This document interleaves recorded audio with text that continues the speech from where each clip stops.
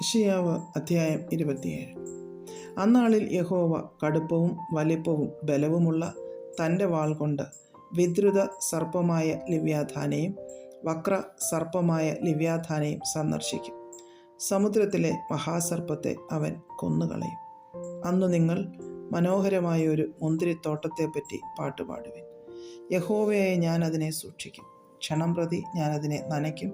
ആരും അതിനെ തൊടാതിരിക്കേണ്ടതിന് ഞാൻ അതിനെ രാവും പകലും സൂക്ഷിക്കും. ക്രോധം എനിക്കില്ല, യുദ്ധത്തിൽ പറക്കാരെയും മുൾപടർപ്പും എനിക്ക് വിരോധമായിരുന്നെങ്കിൽ കൊള്ളായിരുന്നു. ഞാൻ അവയുടെ നേരെ ചെന്നു അവയെ ആകപ്പാടെ ചുട്ടുകളയുമായിരുന്നു. അല്ലെങ്കിൽ അവൻ എന്നെ അഭയം പ്രാപിച്ചു എന്നോട് സമാധാനം ചെയ്തു കൊള്ളട്ടെ. അതെ, അവൻ എന്നോട് സമാധാനം ചെയ്തു കൊള്ളട്ടെ. വരും കാലത്ത് യാക്കോബ് വേരൂന്നുകയും ഇസ്രായേൽ തളിർത്തു പൂക്കുകയും അങ്ങനെ ഭൂതലത്തിൻ്റെ ഉപരിഭാഗം ഫലപൂർണമാകുകയും ചെയ്യും. അവനെ അടിച്ചവരെ അടിച്ചതുപോലെയോ അവനെ അടിച്ചത്? അവനെ കൊന്നവരെ കൊന്നതുപോലെയോ അവൻ കൊല്ലപ്പെട്ടിരിക്കുന്നത്? അവരെ ഉപേക്ഷിച്ചതിനാൽ നീ മിതമായിട്ട് അവളോട് വാദിച്ചു. കിഴക്കൻ കാറ്റുള്ള നാളിൽ അവൻ കൊടുങ്കാറ്റ് കൊണ്ട് പാറ്റിക്കളഞ്ഞു. ഇതുകൊണ്ട് യാക്കോബിൻ്റെ അകൃത്യത്തിന് പരിഹാരം വരും. അവൻ്റെ പാപത്തെ നീക്കിക്കളഞ്ഞതിൻ്റെ ഫലമെല്ലാം ഇതാകുന്നു. അവൻ ബലിപീഠത്തിൻ്റെ കല്ലൊക്കെയും ഇടിച്ചു തകർത്ത ചുണ്ണാമ്പ് കല്ലുപോലെ ആക്കുമ്പോൾ അശേര പ്രതിഷ്ഠകളും സൂര്യ സ്തംഭങ്ങളും ഇനി നിവർന്ന് നിൽക്കുകയില്ല. ഉറപ്പുള്ള പട്ടണം ഏകാന്തവും മരുഭൂമി പോലെ നിർജ്ജനവും ശൂന്യവും ആയിരിക്കും. അവിടെ കാളക്കിടാവ് മേഞ്ഞുകിടന്നു അവിടെയുള്ള തളിരുകളെ തിന്നുകളയും. അതിലെ കൊമ്പുകൾ ഉണങ്ങുമ്പോൾ ഒടിഞ്ഞു വീഴും. സ്ത്രീകൾ വന്ന് അത് പെറുക്കി തീ കത്തിക്കും. അത് തിരിച്ചറിവില്ലാത്ത ഒരു ജാതിയല്ലോ. അതുകൊണ്ട് അവരെ നിർമ്മിച്ചവന് അവരോട് കരുണ തോന്നുകയില്ല. അവരെ മനഞ്ഞവൻ അവർക്ക് കൃപ കാണിക്കുകയുമില്ല. അന്നാളിൽ യഹോവ നദി മുതൽ മിസ്രയീം തോട് വരെ കറ്റമെതിക്കും. ഇസ്രായേൽ മക്കളെ, നിങ്ങളെ ഓരോന്നായി പെറുക്കിയെടുക്കും. അന്നാളിൽ മഹാകാഹളമോതും. അശൂർ ദേശത്ത് നഷ്ടരായവരും മിസ്രയീം ദേശത്ത് ഭ്രഷ്ടരായവരും വന്ന് യെരൂശലേമിലെ വിശുദ്ധ പർവ്വതത്തിൽ യഹോവയെ നമസ്കരിക്കും. അധ്യായം 28. എഫ്രയീമിലെ കുടിയാന്മാരുടെ ഡംഭകിരീടത്തിനും വീഞ്ഞുകുടിച്ച് ലഹരി പിടിച്ചവരുടെ ഫലവത്തായ താഴ്വരയിലെ കുന്നിന്മേൽ വാടിപ്പോകുന്ന പുഷ്പമായ അവൻ്റെ ഭംഗിയുള്ള അലങ്കാരത്തിനും അയ്യോ കഷ്ടം.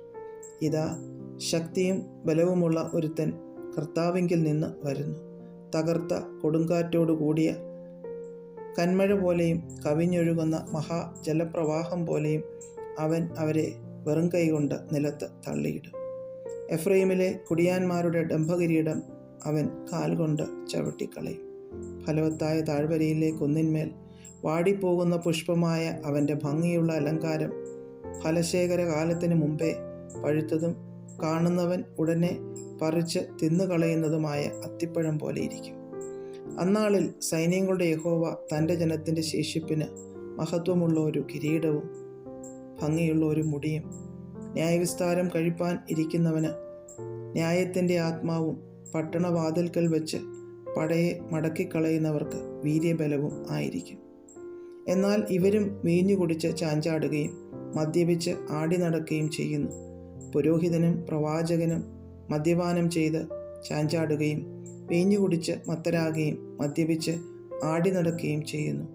അവർ ദർശനത്തിൽ പിഴച്ച് ന്യായവിധിയിൽ തെറ്റിപ്പോകുന്നു. മേശകളൊക്കെയും ഛർദിയും അഴുക്കും കൊണ്ട് നിറഞ്ഞിരിക്കുന്നു.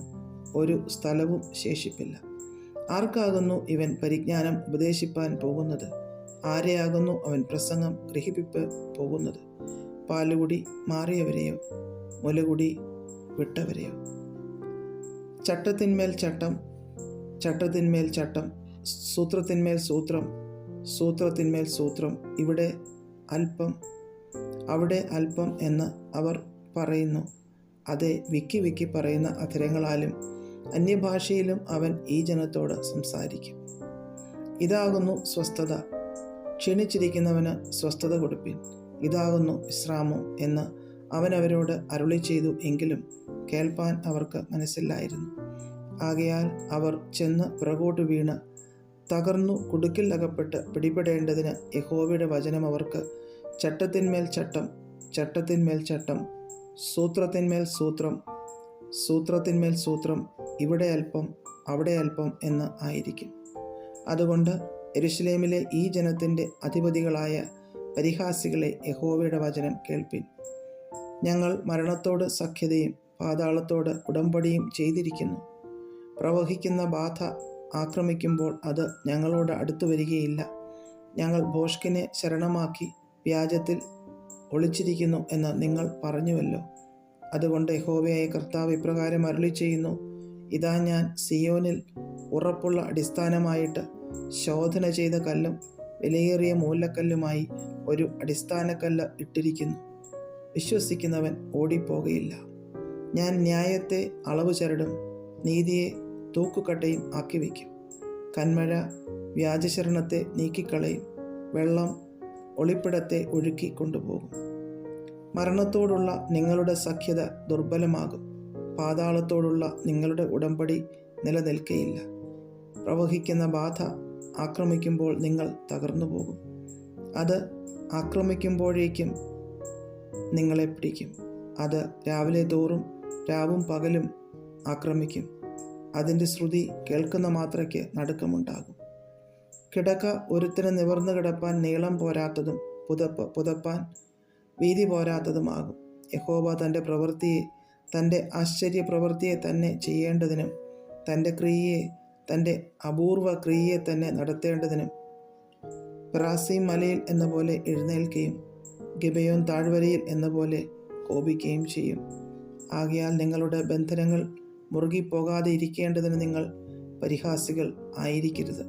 സർവ്വഭൂമിയിലും വരുവാൻ നിർണയിച്ചിട്ടുള്ള ഒരു സംഹാരത്തെക്കുറിച്ച് ഞാൻ സൈന്യങ്ങളുടെ യഹോവയായ കർത്താവിങ്കിൽ നിന്ന് കേട്ടിരിക്കുന്നു. ചെവി തന്ന് എൻ്റെ വാക്ക് കേൾപ്പിൻ. ശ്രദ്ധ വെച്ച് എൻ്റെ വചനം കേൾപ്പിൻ. വിതപ്പാൻ ഉഴുന്നവൻ ഇടവിടാതെ ഉഴുതുകൊണ്ടിരിക്കുന്നുവോ? അവൻ എല്ലായ്പ്പോഴും നിലം കീറി കട്ട ഉടച്ചുകൊണ്ടിരിക്കുന്നുവോ? നിലം നിരപ്പാക്കിയിട്ട് അവൻ കരിഞ്ജീരകം വിതയ്ക്കുകയും ജീരകം വിതറുകയും കോതമ്പ് ഉഴവ് പൊളിയിലും യവം അതിനുള്ള സ്ഥലത്തും ചെറുകോതമ്പ് അതിൻ്റെ അറ്റത്തും ഇടുകയും ചെയ്യുന്നില്ലയോ? അങ്ങനെ അവൻ്റെ ദൈവം അവനെ യഥാക്രമം ഉപദേശിച്ച് പഠിപ്പിച്ചിരിക്കുന്നു. കരിഞ്ജീരകം മെതിവണ്ടി കൊണ്ട് മെതിക്കുന്നില്ല, ജീരകത്തിന്മേൽ വണ്ടിയുടെ ചക്രം ഉരുട്ടുന്നതുമില്ല. കരിഞ്ജീരകം വടികൊണ്ടും ജീരകം കോൽ കൊണ്ടും തല്ലിയെടുക്കുക എത്രേ ചെയ്യുന്നത്. മെതിക്കയിൽ ധാന്യം ചതച്ചു കളയാറുണ്ടോ? അവനതിനെ എല്ലായ്പ്പോഴും മെതിക്കുകയും വണ്ടിയുടെ ചക്രത്തെയും കുതിരകളെയും അതിന്മേൽ തെളിക്കുകയും ചെയ്യുകയില്ലയോ? അവൻ അതിനെ ചതച്ചു കളയുകയില്ല. അതും സൈന്യങ്ങളുടെ യഹോവയെങ്കിൽ നിന്ന് വരുന്നു. അവൻ ആലോചനയിൽ അതിശയവും ജ്ഞാനത്തിൽ ഉത്കൃഷ്ടതയും ഉള്ളവനാകുന്നു.